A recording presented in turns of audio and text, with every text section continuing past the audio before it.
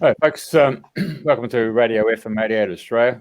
I'm up the top corner here. That's Jeffrey Shaw. I'm coming from the studios. Right below me is Julia Choi, and the very bottom is our guest, who happens to be on top of the Northern Hemisphere. Normally, they're looking down on us. Anyway, it is what it is. Special guest, as it says, is Gail Riding. And I will say to you at this moment in time that she's a personal friend of mine.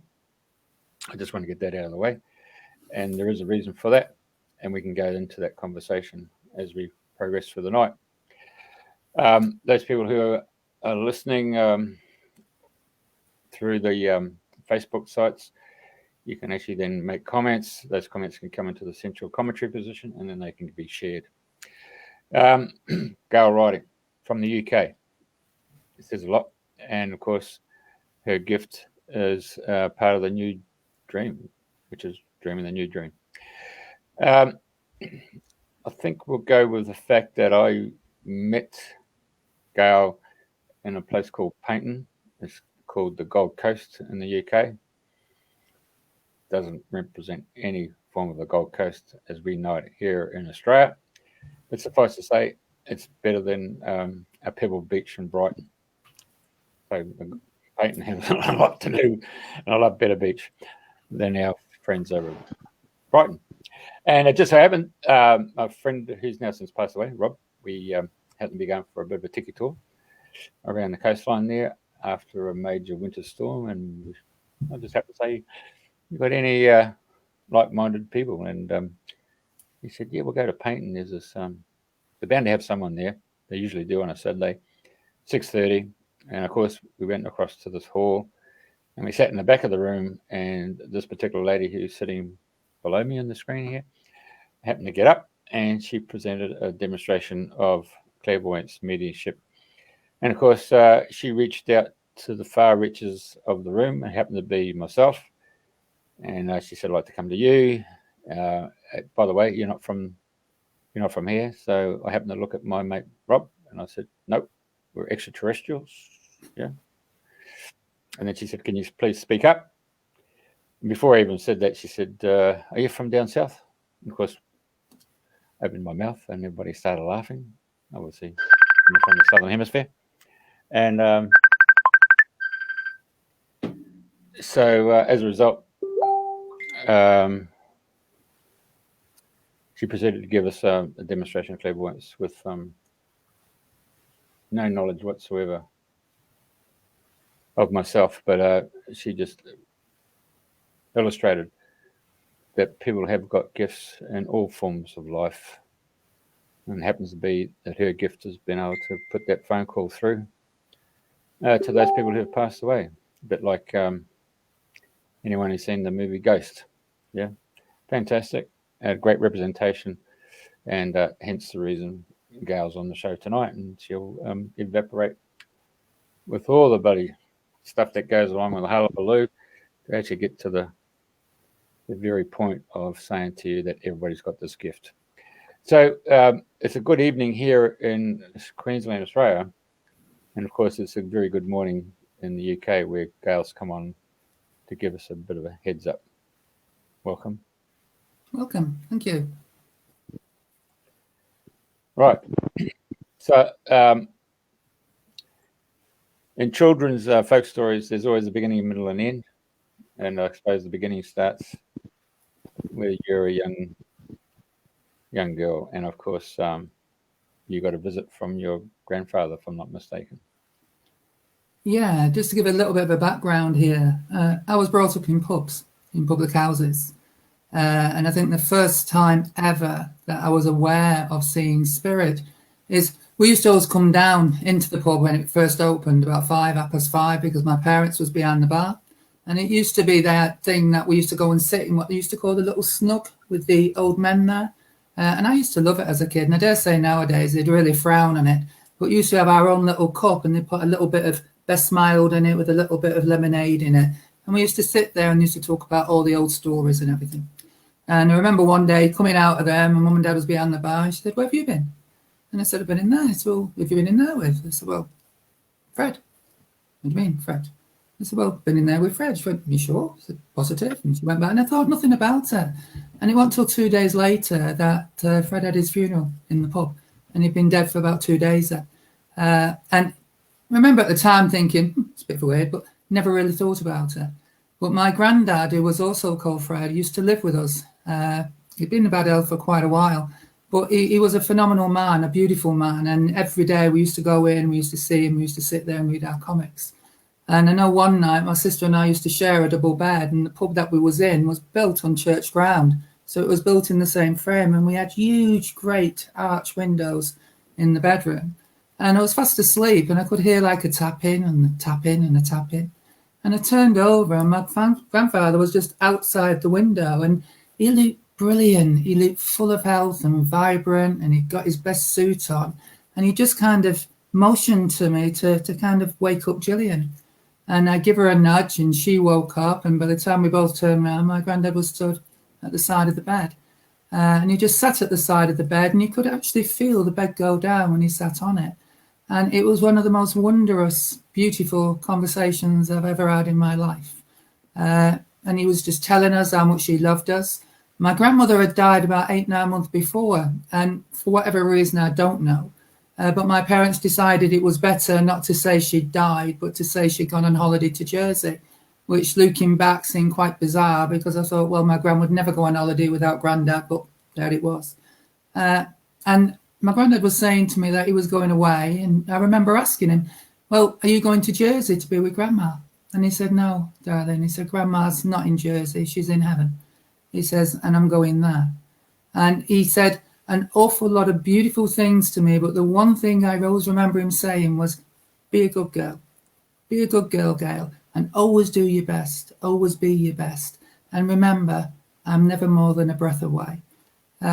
And it was just one of the most formative times in my childhood. And I remember the following morning, it was my grandmother from the other side of the family, Maggie. She come in to wake us up. And you could see she was distressed. She was tears and upset. And she said, come on, you've got to get up. You've got to get up. You need to come through and see your mum. And we went, what's up? And she went, no. Should you going to have to come? Should you going to have to go and see your mum? And we said, is it because Granddad White's died? And she went, how do you know? And I said, well, he's been and told us. And oh gosh, my gran was staunch Catholic. She started flapping up and down and doing the sign to the cross, and she legged it out the room. And it was about 2 minutes after my mum come into the room. And my mum was a little bit of a gas, you know. And then she said, you're saying Granddad come in here last night? Because he'd been bedridden for months. He'd never been out of his bed. And I said, yeah. And she said, well, what did he say? And my mum was lovely, and she must have sat with us for a fair amount of time. And she just kept saying, well, just tell me again. Just tell me again. And with each telling, you could see the grief on my mum was kind of changing. It was changing from complete distraught to more of an acceptance. And that really was the first time ever I consciously knew of seeing spirit and talking to spirit. And I have to say, in that moment when he was there, I've always been loved. I've always been very, very lucky as a person. I had a very loving family and a very extended family. But that feeling of love at that moment he was with you, it is indescribable. It's such a beautiful thing. He was just in total peace, in total harmony, at total one. I think that's the best description I can give. And yeah, it just kind of went on from that. But I have that very profound event goes with me everywhere. And whenever there's doubt in my life, whenever there's fear in my life, whenever I've hit rock bottom, which we all do at periods of our life, it's just that memory, that feeling, and that knowing. And I can just send out that thought, and you can just feel that love touch you and that connection. So that was my first knowing experience of spirit. So, getting through people who've got different faiths, I suppose that was probably the first lesson that you've actually come across. The fact that, you had a staunch Catholic member, to the point that that's now become part of your whole life, where you're dealing with people with different faiths. How do you approach that then? It's difficult. If somebody would have said to me 15, 20 years ago that I would be traveling the world, basically, doing mediumship, I would have laughed them off the planet, because you've always had, it's like an inner war going on, because it wasn't just my dad that was brought up in Catholicism, so was I. And all the way through my life, especially my young life, I was always one for asking questions. My gran used to call me the 5 W's. She used to say, oh gosh, here she comes. What, why, where, when, and who. And that was always been me. I've always had to question everything. And I'd go to school and you'd have a lesson, or you might have an RI lesson or something like that. And I'd come back and I'd ask the questions. And my poor grandmother, she used to say, Gail, you're going to get done for blasphemy. Gail, you're going to get done for this. Gail, you're going to get done for that. And I say, well, I'm not being disrespectful. I just want to know. And it used to cause them absolute havoc. And with myself, you got like this inner pull all the way, because I'd got my own faith that I'd been christened into and brought up into, and I used to go to the Catholic schools. And I've got this knowing and this seeing of spirit and these wonderful experiences and knowledge. And I think it was the knowledge, because it was just shortly after my granddad had died.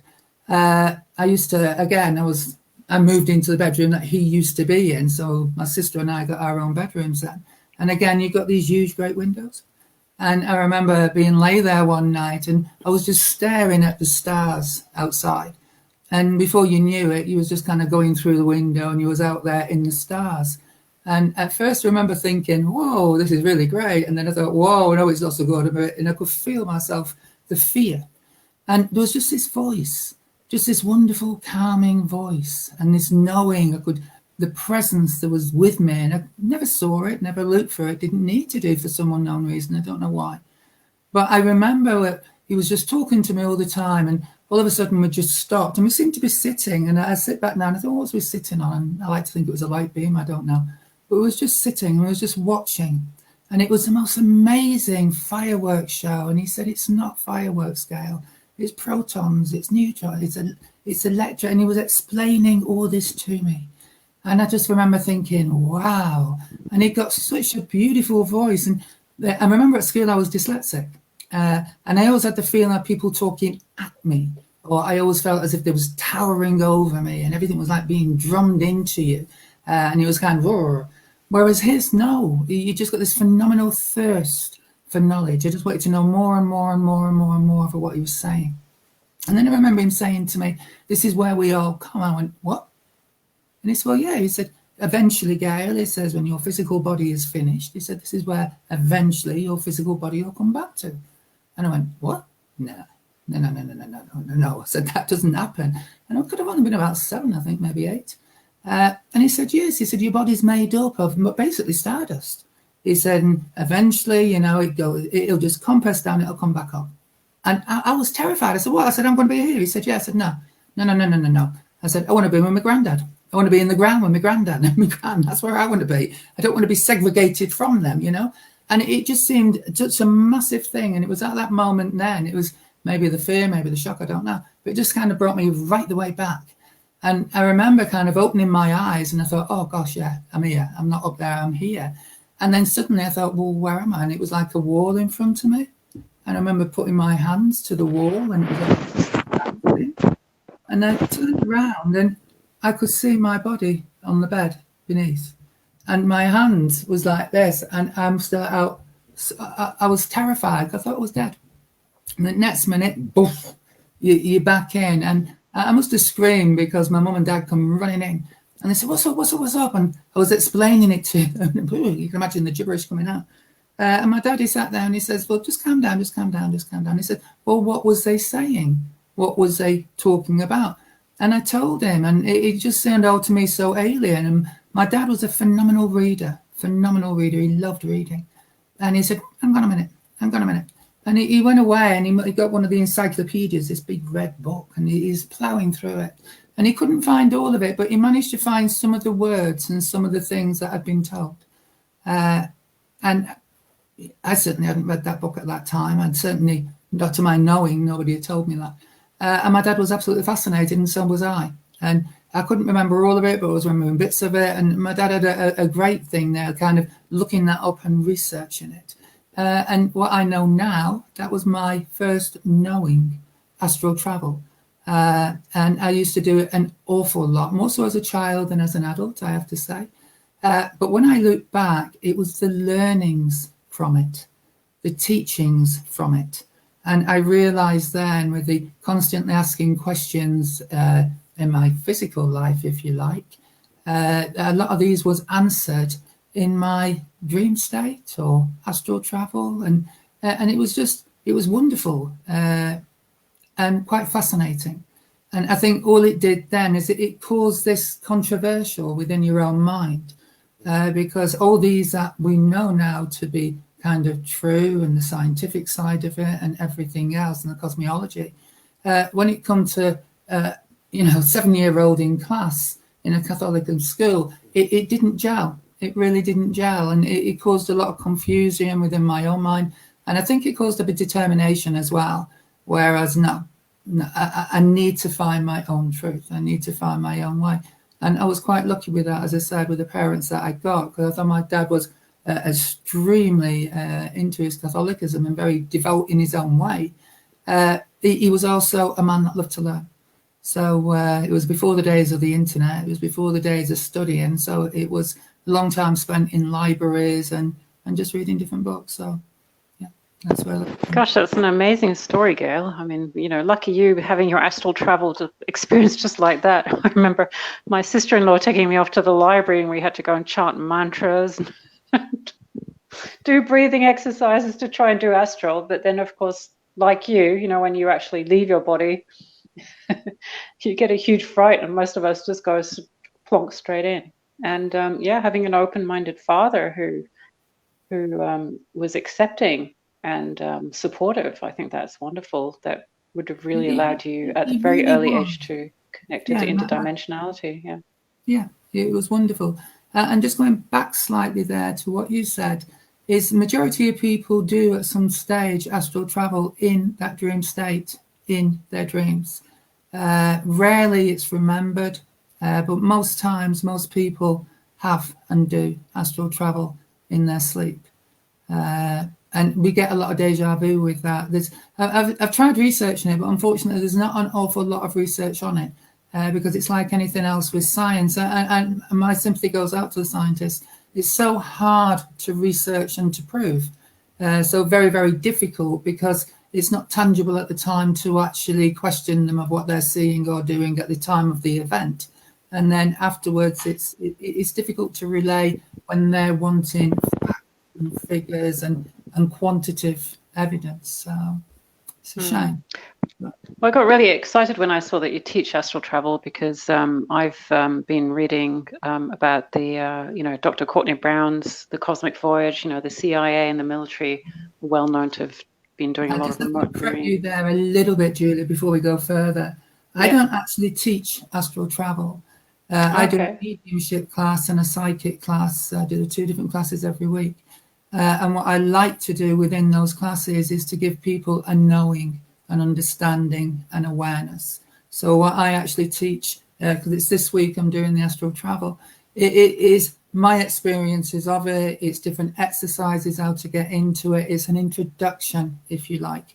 And during those classes, is the one thing I do advocate, is that you find yourself a very reputable teacher or mentor to help you with that. So I just wanted to correct that at this time, really, that I don't actually teach it, and I don't take students on to do it either. It's just a very small part of quite a large mediumistic program that I do. So I just wanted to correct that. But you do cover it, so in your course. So what motivates you to do that? Because it's part and parcel of. When you're doing mediumship, it's like anything else, and this is what I always try to get over to people. When they first start in the mediumship, it's very much at the early stages. So we start off first learning what our psychic senses are. And they're basically the same senses as what we've got in the physical world. What I love is we put French names to them, so they make them sound much posher and better. But like you've got the clairvoyance, which is the clear seeing, the clairsentience, which is the clear smelling, the clairglutian, the tasting, the clairaudience, the hearing, the clairsentience, the feeling. But then I like to split that into two, because like in physical feeling is the sense of touch, and you get that with the clairsentience, but you also get the emotion side of it. It's very much connecting with the emotions of your spirit people. And for me, that is 70% of a person's character and personality is their emotions and their characteristics of how they go.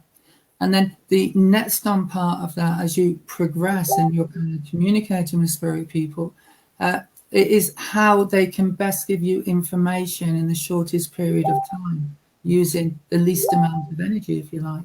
So this is where the remote viewing comes in. And it's really quite brilliant. You know, you're connecting with somebody from spirit and you're seeing as clear as anything where they used to live, their house. And it is, you know, you can kind of go around the cupboards and look in the cupboards or the wardrobes or the drawers. And it's amazing. And I was doing a class the other night with some of the exponents, and I've had these students for about 12 months. They have different teachers every week. And it was just a case of, oh, what am I going to do? And I said to the lady that organised it, she said, oh, do anything you like, yeah. And I thought, oh, brilliant. We did remote viewing last week, so in my class here, so I might as well do that here. And for me, it was a phenomenal experience of being able to get some kind of evidence. You know, if you're working with people week in, week out, and you've got the kind of students that there's a lot of times you can be saying, oh, well, you know, did they already know that? Did they know that person? Have they heard that before? Blah, blah, blah. But with these people, I'd never worked with, I think there was about 9-10 people on there. I'd certainly not worked with 8 of them. So it was lovely to put it out there and to do an exercise with them, and then to see how they was working with that new tool, if you like. And the evidence that come back was amazing. And you're there to listen to the feedback, you know, when people say, I can't believe it. You know, she was describing to me this, you know, this room. She was describing to me this bookcase, and I could feel as if I was really in there. So you can see it puts a lot of different dimensions onto. So the remote viewing for me very much comes in with giving the evidence of the mediumship and being able to go in there. And it works with the psychic as well. Very often when you're working with somebody, you can physically see and feel the experiences and memories that they've had. So it, for me, it accentuates it. It makes it a lot more tangible, the evidence. And when we're talking of the astral travel, for me, it's more on the learning point of view. This ability to be able to travel into the Akashic records, or to travel to actually meet up with a more higher guide, or the ability to go and travel here or there. So it is something I really enjoy doing on a personal level for my own, if you like, education, expansion and knowledge. So I just felt within the classes to give people that awareness of where it is, give them some simple exercises to do, direct them to different sites so they can go and study it, or different books. And the underlining one there is, you know, to find a reputable mentor trainer that you can work with. Okay, that's great. So just to recap for those of our audience that are not that familiar with the terms, from what you're saying, the astral travel sounds to me like where you're projecting your consciousness into different dimensions or meeting places to either meet with people who've crossed over, or spirit guides, or, you know, to visit places of learning, etc. Whereas that's the astral travel, and the remote viewing would be kind of piggybacking off somebody's consciousness to look into their memories, or the access the consciousness of whatever they're perceiving at that point in time. Is that a good way? It is. I think one of the students last week, I thought it was brilliant how she described it, because she said, well, as remote viewing, Gail, it's a little bit like a drone, isn't it?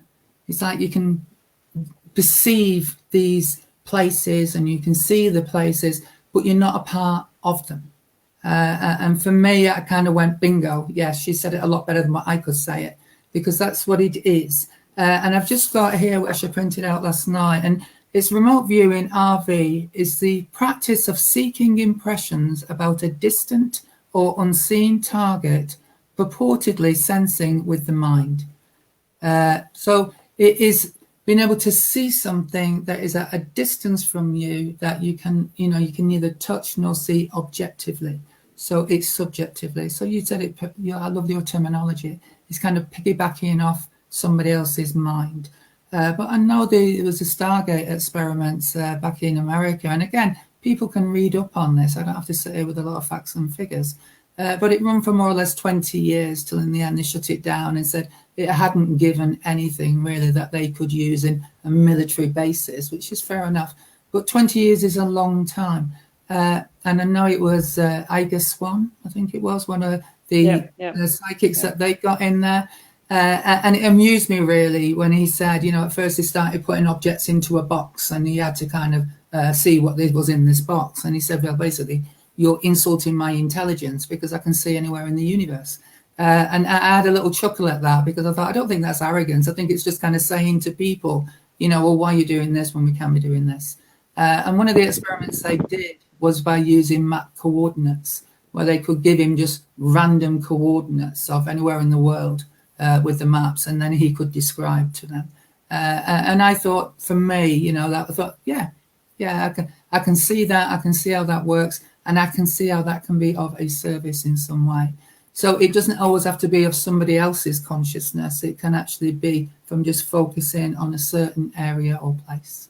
Just wanted to because it's like radio. Everything's got coordinates, and I think he actually was the one who saw the rings of Jupiter or Saturn before they were actually even they even knew about them. And that was very convincing. I actually discovered the remote viewing. I mean, I knew about it as a concept first when I was studying hypnotherapy down in Sydney, and there was a group, and they were just practicing, getting coordinates texted through to them. They'd be on a bridge, it would be a boat, and then they'd have to, like 2 hours later, tune in to the same coordinates to work out where it was and get that confirmed. So once I knew about the fact that it was possible paradigm and every human can do it, you just train yourself to it's tune not in. A psychic skill. It is a it's not a talent. It's a skill. It's something anybody can learn. And again, that's what tweaked my interest in it, if you like, because I think sometimes it's very hard when people are saying, but it's psychic or mediumship, so you're a little bit quirky, or there's something different with your brain or the way you think. And that's hard sometimes to argue against. But for me, everybody is intuitive. Everybody has got intuition. So by default, everybody's psychic, because psychic really is heightened intuition. So everybody can learn it to a certain degree. But when it comes to remote viewing and astral travel, both of them have nothing to do with whether a person is psychic or not, or highly intuitive. It is just a skill that they can learn. Yeah, I was actually thinking about it today because, seeing is believing was the old paradigm. But if somebody says they've got a stomachache or a headache, everybody believes them even though they can't see it, right? No, it's true. But that's just, that's tuning in and feeling, and that's just the quantum, the very small universe, the inner universe, versus the physical one. I think the thing that used to rationalize it in my mind, and I've often used in a demonstration, is when people say to me, over mediumship or whatever, I said, no disrespect, but if we was having this conversation 200 years ago or 100 years ago, and I would have said to you, we've got this little thing called plastic that, by the way, hasn't been invented yet, but it's just a man-made substance. And I'm going to have a little square of it or an oblong of it in my hand, and it's going to have a glass screen. They're going to say, yes. And I'm going to just press a few buttons, and I'm going to be able to talk to anybody anywhere in this world, and they're going to answer me like that. I'd have been lucky if I wasn't burning at a stake or put into an asylum.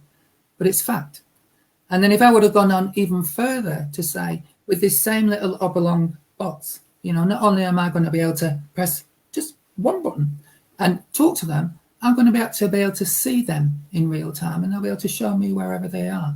And people would have thought you was absolutely insane. But there's nothing that's been invented since then that's enabled us to do that. It's just been discovered. The silicone was here. The airwaves was here. The sound waves was here. And it's just a case of all we have done is through science and technology, is all we've done is created receivers and senders of these airwaves.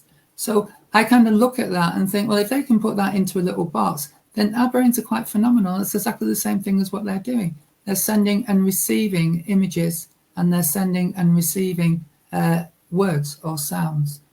So I kind of look at that and think, just maybe have a little think before we completely diss it away. That these receivers and these senders, our brains are capable of the same thing.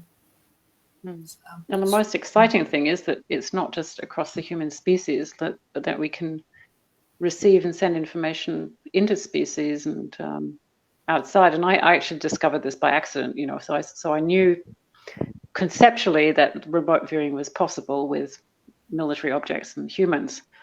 And then when I was starting to do hypnotherapy, I had people who were scared of moths or phobias for certain animals.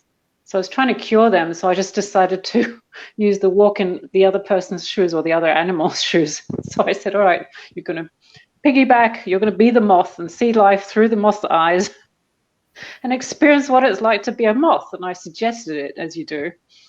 And you know what, blow me down, they did it. They started describing what it's like to be a moth. It's like they hate light, they're really scared, they see things differently. And they went into such detail. There was no doubt in my mind that they had actually just connected and were just experiencing it. And it changed their complete perspective and got rid of the fear. And ever since then, I've been using that as a great technique to connecting with I remember reading books years ago, and different species. Smith, and that's what he used to do. He used to write a lot of his books and through the eyes of the animal. As the one I was reading was an elephant. And it was just amazing, and you just kind of had this connection with that animal you've never had before by seeing it through their eyes. So I can see there with your hypnotherapy, it kind of makes them look at the fear in a different way. If they're looking at them in their eyes, can you imagine how that poor wasp feels when something 1,000 times its size is stood there petrified of it, and we kind of think, it just doesn't rationalize, does it? You think, what is this strange creature? And I think that is the same with anything and anybody. You've just proved a wonderful point there that we can get over phobias by just allowing somebody to go into the consciousness of an animal or an insect and see it from a different perspective. And I just wish sometimes that people could do that with mediums, psychics, and just have that alternative point of view, just see it through those different eyes, just begin to have that, just let those barriers down, let the fears down, because a lot of the time that's what it is just a fear, and just allow ourselves to explore. And for me, it's exploring your own mind as well, exploring your own consciousness, because we limit ourselves so much from barriers and boulders we put upon our own selves. I don't think about that because if I do, it goes against this, or I don't think about that because if I do, it goes against this. And I think that is so difficult for us sometimes, is the restrictions that cultures, beliefs, society, family, sometimes workplaces can put on us, that we don't think that way or even dare to even probe into it because it wouldn't be acceptable or it wouldn't be deemed right. And for me, it just broadens every aspect. And I will use that time, Julie, I don't mind, but I will use that time and time again. That we can allow one little insect or one little thing to basically rule our lives. And you look at that in the commonsensical side of it and you think, that's just not rational. But it is. And it's that fear is that great that it goes beyond rationality, because all we know is the fear. That's the phobia. And we can take that a little bit further, because this is similar when things that we don't know or understand. We'll kind of shut them down in our mind because of the same kind of fears and phobia against the unknown. And it's not for me to say to anybody, what their truth is or what your truth is. But for me, my truth is just at that exploration, just looking at it, just looking at the possibilities, maybe taking it out the box and looking at it from the other side, maybe just jumping in that wasp's head for a while and seeing through their eyes. Perhaps I can take you from wasps to spirits or ghosts. And, of course, as a kid, you grow up with, I grew up with stories of, the man from Sleeping Hollow without a head, and, ghosts can take you away at night. And, so there is that fear of death, or what happens to you after you're dead, because, people just disappear and you don't really know what's happened to them. Obviously, as a medium, you would presumably specialize in communicating with the ghost spirits, people who've crossed over. So perhaps, can I invite you to share about, what happens in spirit ghost world, so that our audience can be less scared of that? I think the first thing I want to do is just to for my understanding of what a difference in a ghost and a spirit is. The ghost is basically a residue of energy that is kind of left here, and it's no intelligence, it's no life form, it's just a residue of energy. And you just hit on it there, like, the ghosts from Sleepy Hollow with no head, or when you see people in haunted castles that have been violently killed. And the majority of ghosts, to my knowledge, have normally had some kind of very high energy episode go off at the time or around about the time of their death. And how I perceive that is like a capsulate of that energy is locked within that space, within that home, in that wood. And it's like a rerunning of a movie, if you like. You'll see them come past the same thing at the same time every night or every year or whenever. So that's my perception of a ghost, and that might be rightly or wrongly, but that is my perception of a ghost. Whereas a spirit is something totally different. If we can accept that as a human being, what that is made up of is a physical body, that within it is a spirit, a soul, an energy. And that energy is the life force of that body that creates that unique, beautiful human being. And I don't know if you've ever been with a person or an animal at that moment of death or that second of death, but it's quite scary that within that second you'll see almost the life force leaves them. They've gone from being a person to a corpse, and that is a radical shift. And you can feel it. You can feel it in your heart, and it's empty. And I think it's that feeling of emptiness that causes that grief, that causes that shock. And we might not know the words for it, we might not know the science behind it, but we can just feel it. That as soon as that life force has gone, buff, it's a void. And I think that is what hurts us. It's the body's still there, the person's still there, but you can tangibly feel that change because the life force, the spirit, the soul has left the body.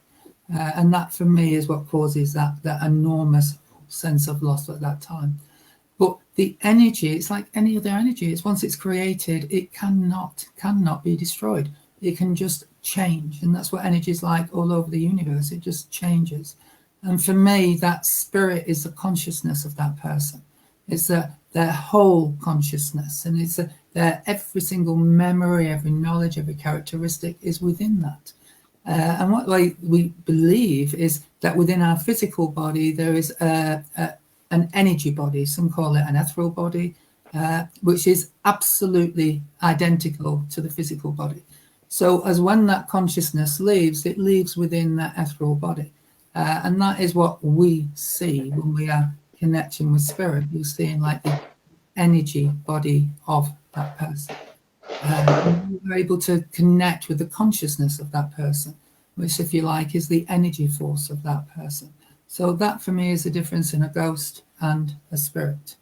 Now, when you connect with the spirit world, it depends on how you're having that communication. Most people think that all mediums are clairvoyant, but not all mediums are. They don't actually see the spirit world. What they do is they sense it. They can sense their presence. And this is like you, if you was to stand somewhere and somebody was to come behind you, you can actually feel the presence of that person. You can feel their presence within your room as they come closer or go back. And if you like, it's the aura. We have energy that creates an energy field around us, a magnetic energy field. And as that aura goes out, you can connect and touch with other auras. And this is where we get that feeling, oh, we like that, or oh, no, don't like that. And I can get on with them, and oh, no, I can't get on with them. And this is the same when we are connecting with the spirit world. It is like having that communication with this person that's just come in. And it is an experiment worth doing. Blindfold yourself, stand in a room, allow somebody else to come in, and just feel them through their aura, sense them through their aura. And you'll be able to get the sense of, are they taller or smaller than me? Are they wider or narrower than me? And let me just touch upon their personality. Is it harsher, the softer than mine? And by going through that, you're sensing that person, their physicality, their build. You're going through their personality. You're going all the way through their emotions. So you're doing exactly the same with the spirit people. That is how you're making that connection. You're making that feeling. And then this is where it can come to connecting mind to mind, to their thoughts. And that's the claircognizance, where it's like that coming together of the thoughts. And that is where you can begin to get their memories. And this is where the remote viewing can come in very useful as well, because you can actually see it and go. So I hope that's explained a little bit of how it does. And I want to know, when you met Jeff, did you do a reading on his aura? What did you... Did he let you? You really want me to tell you? Depends on whether Jeff allows us to or not. It was a long time. He might be a different man now.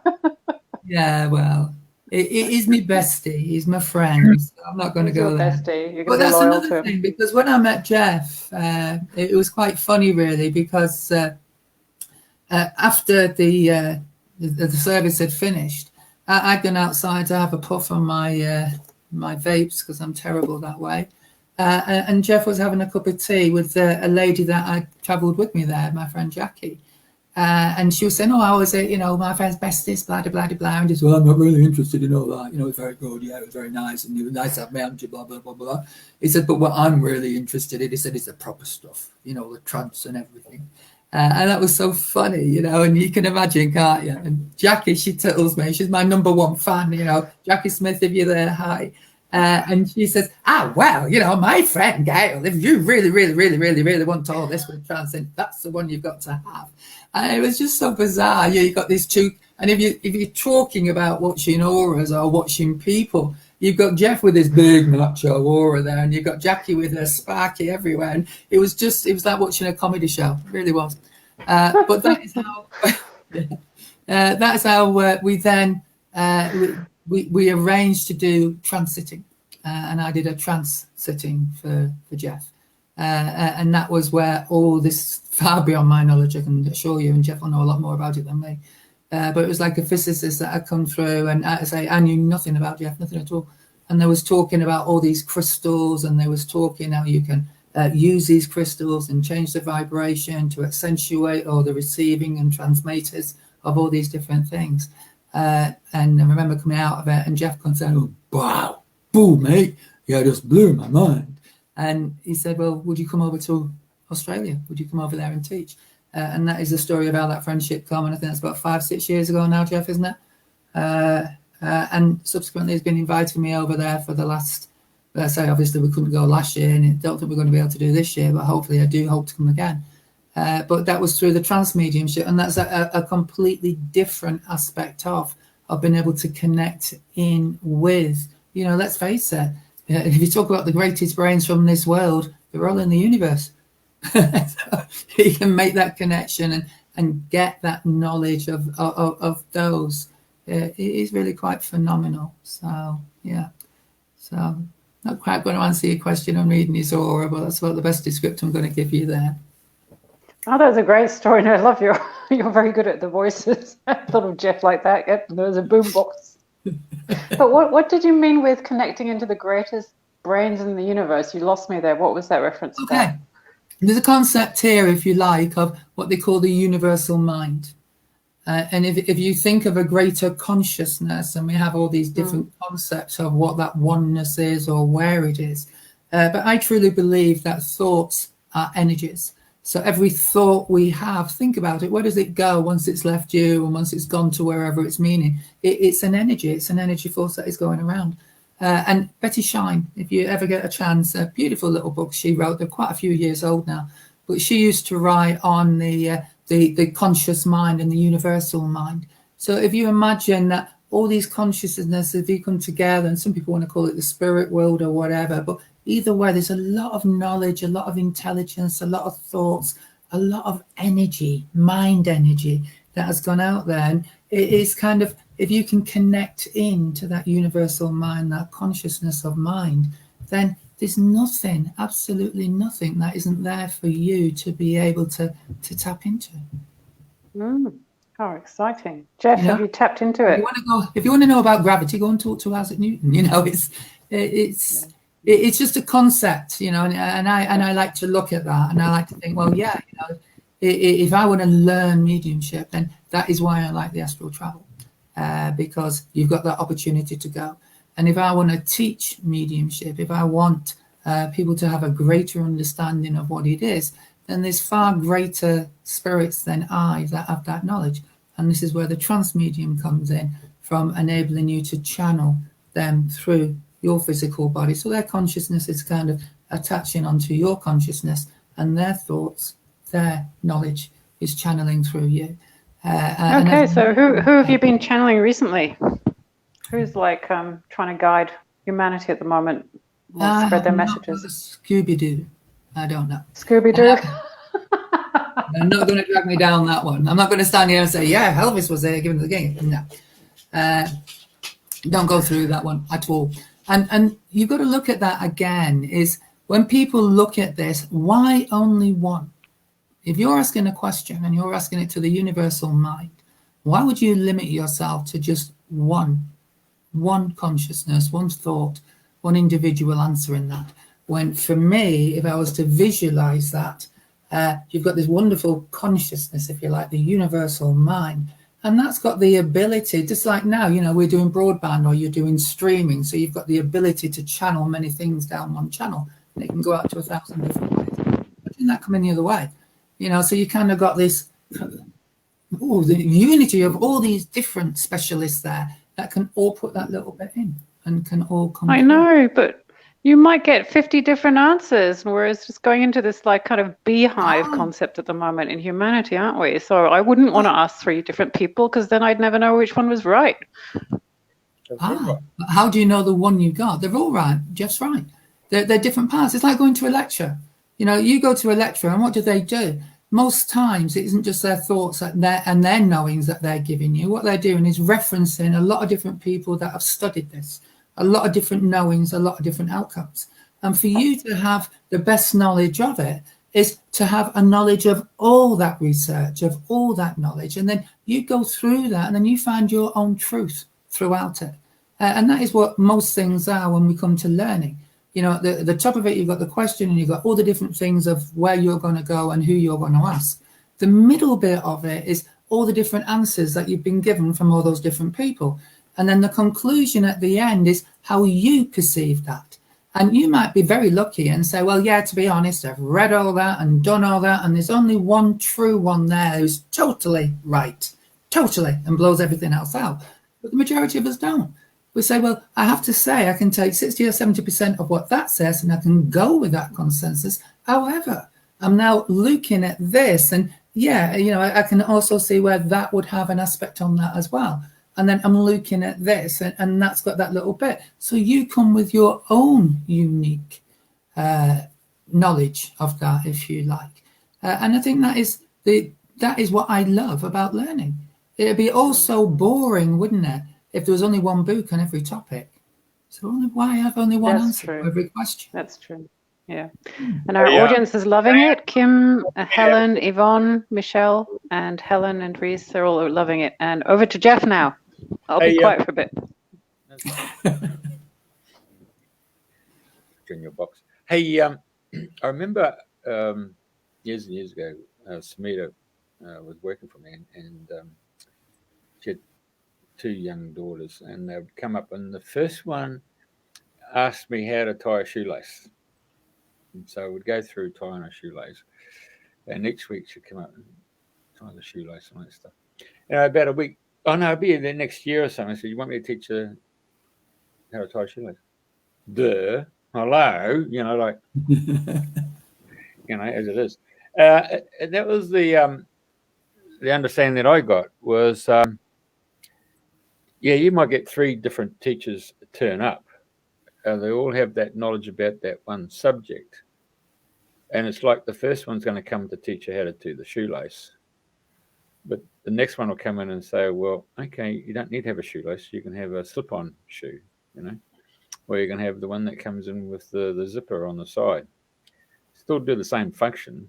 It's just a matter of your perception to conceptualize each one of those shoes will do the same.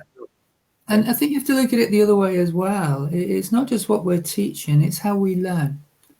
Let's go back to that metaphor of the shoelace. And you can show somebody how to do a shoelace, and then you've got another little toe that comes across, and you think, just not, because they're left-handed. And you have to think, if somebody's left-handed, you have to do it the completely different way. And you're kind of thinking, wow, I can't even do it, no matter how can I teach that. So it's having that awareness that not only do people teach in different ways, people learn in different ways as well. And I know when I do my classes, I love the fact of doing the tutorial, of talking them through it. But I feel when people's got a lot of information, you kind of sit there and you go, you turn off. So I know how I learn. I learn through seeing something. It has to be visual. I also have to hear it, and I also have to touch it. So I'm quite a sensual learner, if you like. The more of my senses I am using, the more it resonates within me.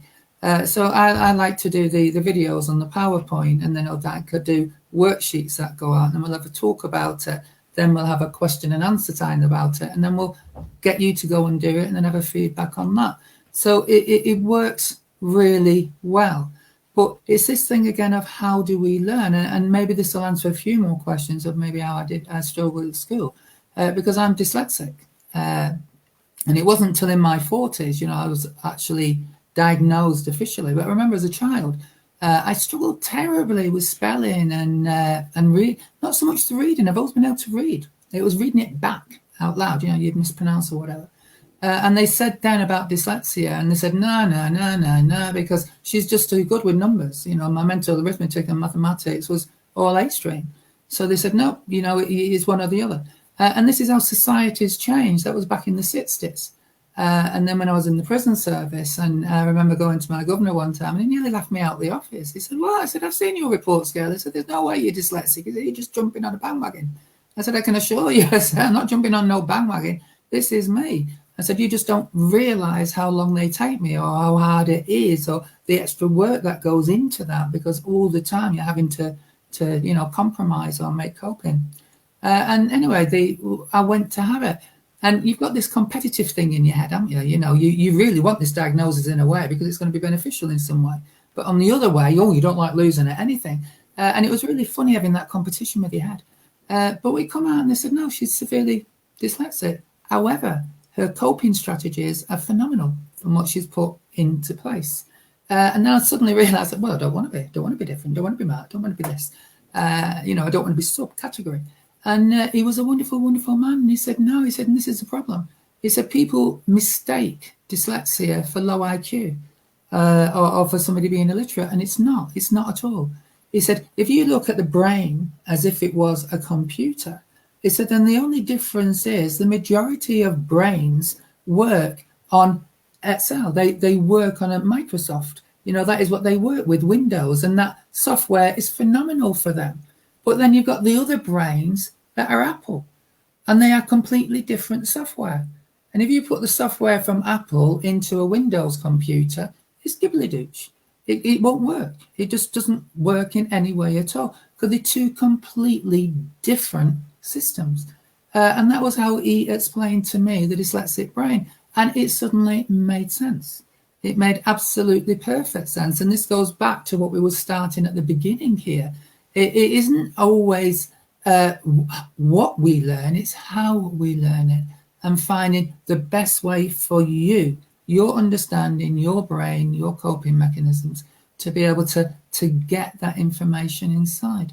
And if we go back again to the spirit world, this is the wonderful thing of them. And this is what I love. If you ever see a medium when they're doing an address and they're kind of channeling, through an inspirer there, it is wonderful. You can get a room full of people, and each one in that room will get some form of message from that address. And it fascinates me, you know, they come up at the end and say, wow, that was, and you know, it's really weird, Gail. We was only talking about that yesterday. Couldn't believe it. And it was there in your address, and somebody else will say, wow, that was brilliant. And you know what was really weird, Gail? We only mentioned that book the other day. And you've got 15, 16, 17 different people coming up, picking out all the little bits from it. And you think, wow, how amazing are they? It's like all them was pieces of a jigsaw that they put into a beautiful picture that could come out in a dress. Now, that surpasses my intelligence, and I didn't know what all those people was talking about in that week. But the spirit world did. And that is for me, when you look at that, and let's go back to that, when you say, who is it you're channeling? All those, all their loved ones in the spirit world, all my guys, all had a little bit to do with that. And it's phenomenal. It goes beyond my comprehension of how that can all be channeled. And it's almost like, if I look at it, it's like all different wires coming in from all these different people, putting in that, and they're creating it into a beautiful story, which isn't so far off what the biblical ones, when they used to do their parables or their stories. You know, they would get over a phenomenal message in a very simple way to the masses. So on that one, I rest my case on who I'm channeling, Julia. No, yeah, that's great. And thanks for surfing back. I mean, as you were talking, I was just getting the image of a kaleidoscope, you know, with these beautiful jewels. And I can now understand why you don't get very specific about who you're channeling, because you've decided just to be of service and to channel whatever is required for your audience at that point. And it does take a certain amount of experience and wisdom and devotion to actually get to that point.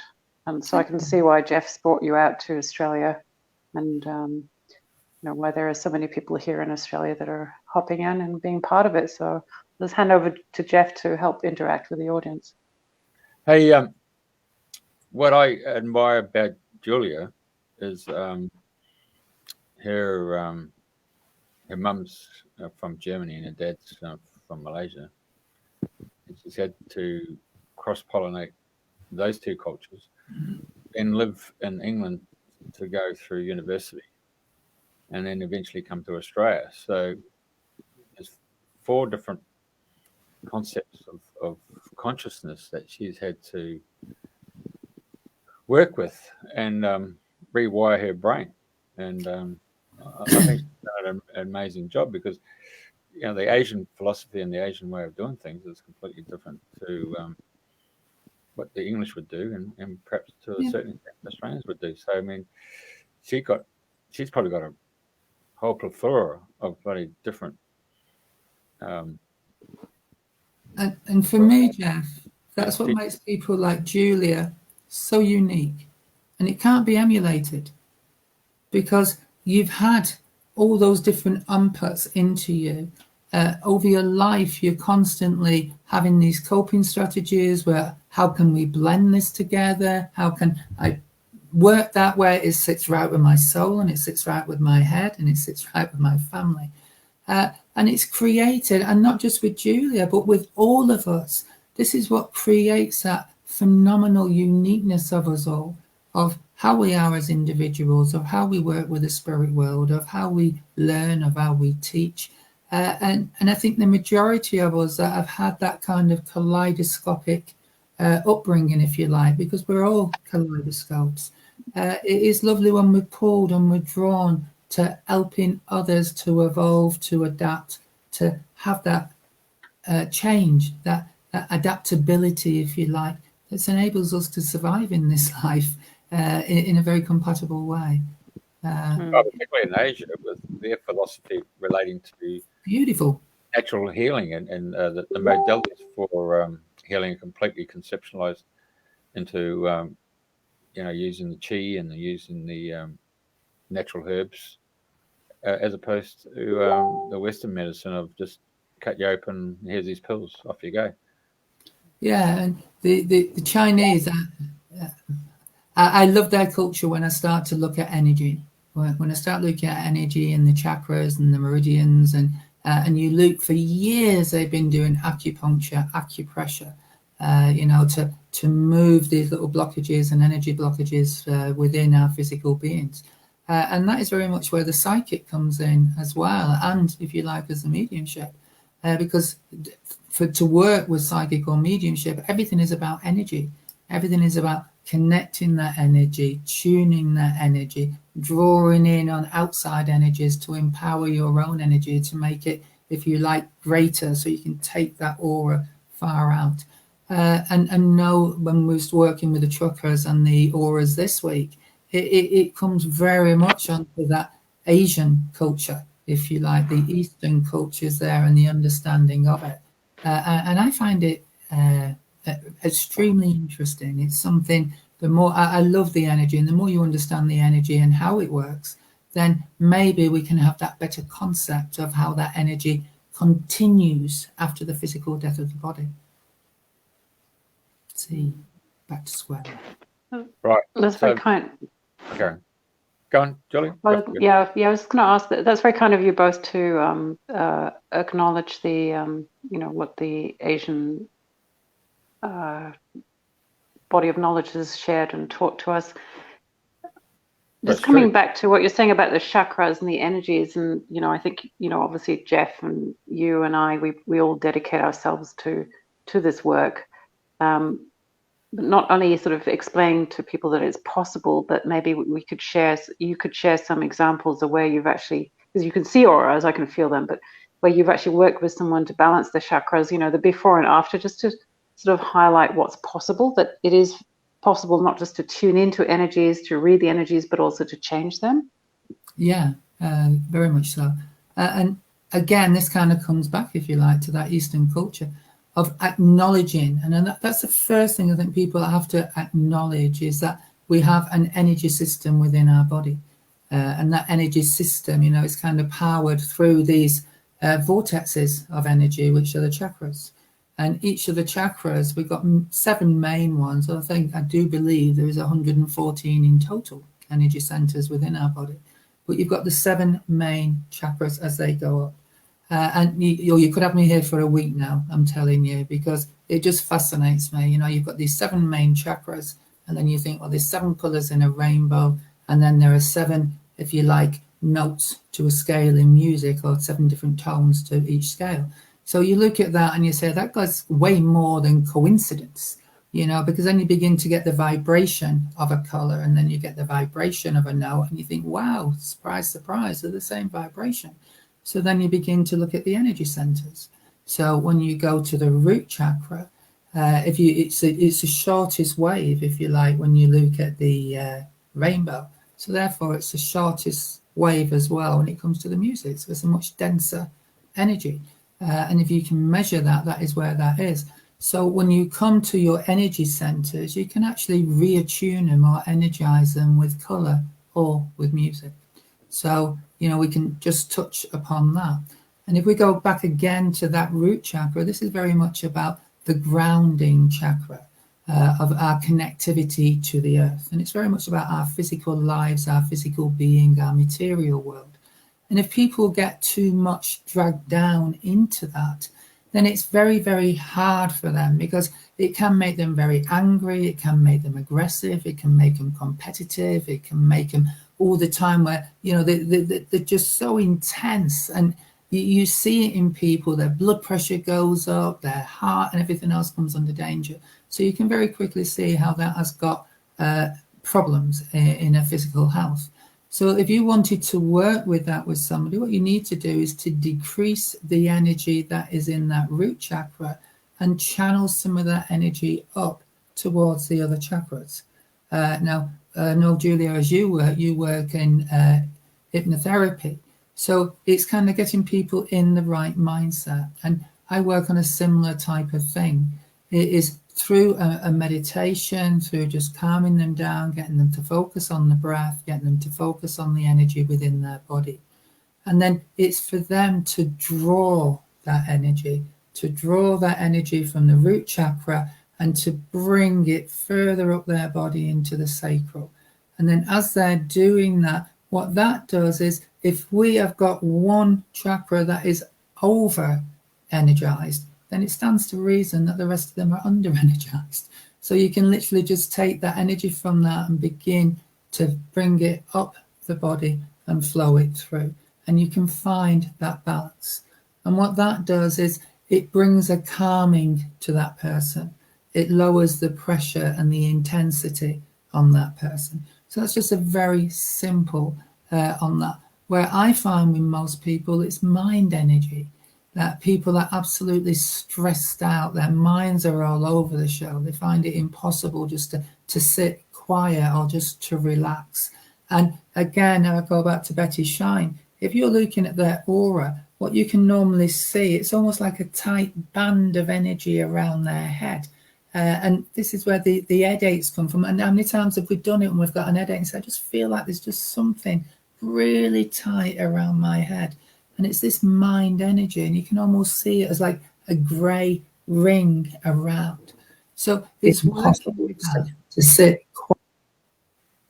Sorry, was that me talking to me? Okay. It was. Sorry. So it's working with that. And again, when you're working with that energy, if you've got that dense ball of energy here, I can actually use my energy to kind of put some energy in that to literally lift it, to remove that, to lift it, and then to kind of disperse that throughout and out of the aura. So that just releases that energy bulge around the head.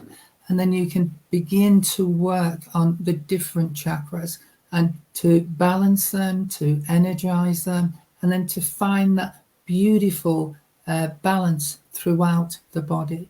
And then if you look at those energy centers, it stands to reason no different than any other energy center. There's something that connects them, and they're the meridians. So they kind of run through the body as well. And they kind of follow, if you like, the nervous system and the circulation system through the body. So it's really interesting because you can begin to work on them and then just to free them up. And that's what the Eastern culture have been doing for years. That's what your acupuncture is, and your thing is where they're going into to break those little blockages up to allow that flow of energy to go. And life, there's nothing in this world that can live without breathing. You know, life is breath. And every time we breathe in, we have to exhale to enable more to come in. And just look at that simple flow. You know, we breathe in air, it goes into our lungs, that lungs then pushes that oxygen through to the heart, and then the heart puts all the oxygen into the blood, and then that oxygenates your full system going round. So if you look at that, then we have a similar energy system that flows within that circulation and your nervous system. That makes sense? Yeah. Oh, I can see why, you're a great teacher, and I can see why you're teaching in lots of different countries.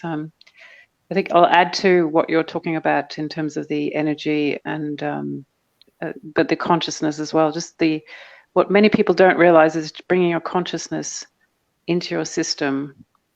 We talked about remote viewing, projecting consciousness out, but bringing your consciousness into your body, into the different system, is usually enough to shift the whole situation. Bringing light to the internal situation is usually, it has a magic ingredient somehow, the human consciousness, if it's with, careful and gently and compassionate, then it has an amazing healing effect.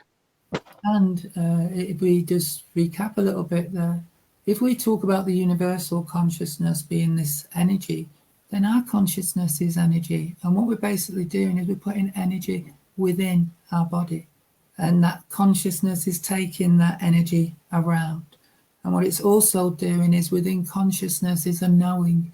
So it's giving ourselves an understanding and a knowing of how our bodies work.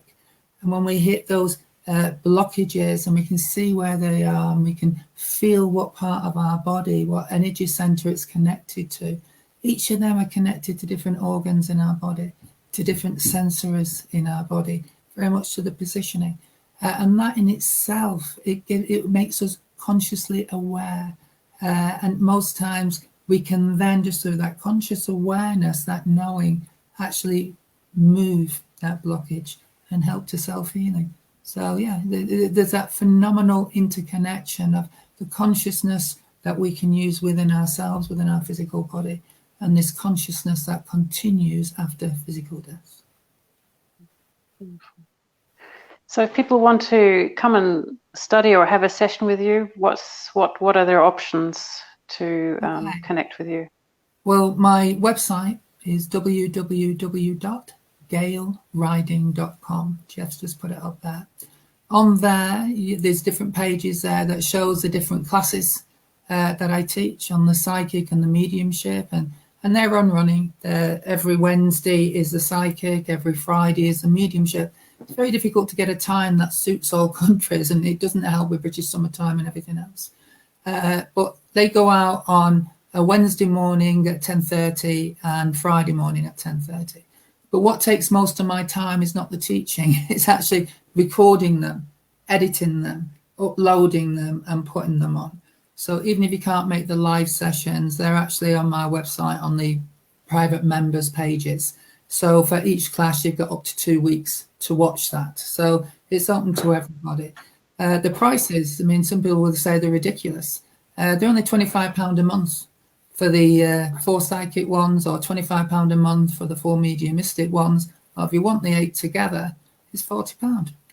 So for me, it's £5 a class, and each class is nearly 2 hours. So that tells you that.